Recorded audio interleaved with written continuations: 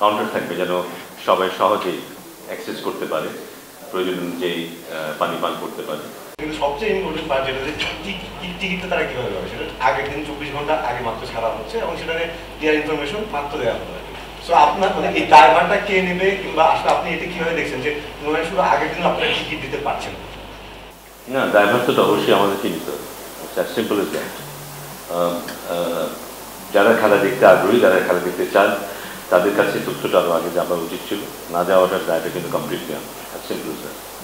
আগের মতো না হলে ভালো হতো, আমি জানি না আগে এক্সাক্ট কী হয়েছে, বাট আমার মনে হয় যে শেষ মুহূর্ত পর্যন্ত যাদের সাথে এখানে সবটাই বিসিবির ব্যাপার না, ব্যাংক, আদার স্টেক হোল্ডার্স আর দেয়ার, টিকিটটা পাবলিক কাছে পৌঁছানো পর্যন্ত আমার মনে ওই জায়গাটায় কোথাও কিছুটা ডিলে হয়েছে, যে কারণে ওভারঅল ব্যাপারটা ডিলে হয়েছে।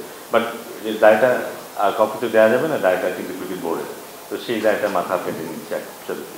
সাংবাদিকদের জন্য উপরে একটা কালো পর্দা টাঙানো হয়েছে, যেটা আমি জীবনে কখনো দেখিনি বা কেউ দেখেনি, বিভিন্ন আমার বলেছে।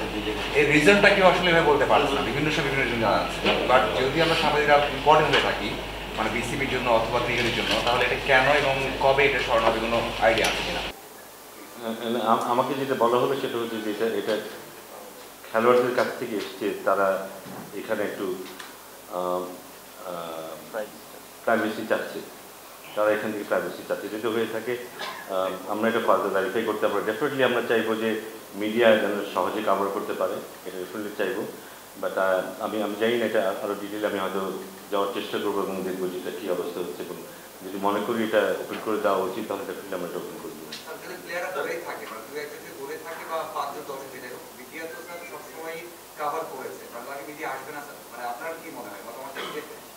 না না, পাশাপাশি কিন্তু এটাও সত্য, আমরা কিছু কিছু, আমি জানি না সবার সেই দায় থাকবে না, বাট কিছু কিছু মিডিয়া থেকে আমরা এগুলো দেখেছি কিন্তু খুব প্রাইভেট বিষয়গুলোকে নিয়ে আসা হয়, এবং সেগুলো কিন্তু কেউ অস্বীকার করতে পারবে না।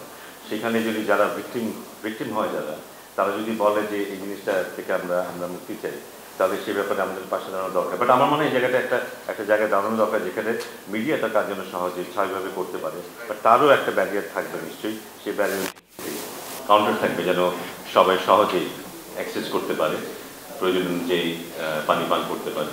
তো আমি মনে করি এটা দুটো দিক আছে। একটা হচ্ছে যে আমাদের যারা শহীদ হয়েছে জুলাই আগস্টের আন্দোলনে, তাদেরকেও স্মরণ করছি এবং তাদেরকেও সম্মান প্রদর্শন করছি।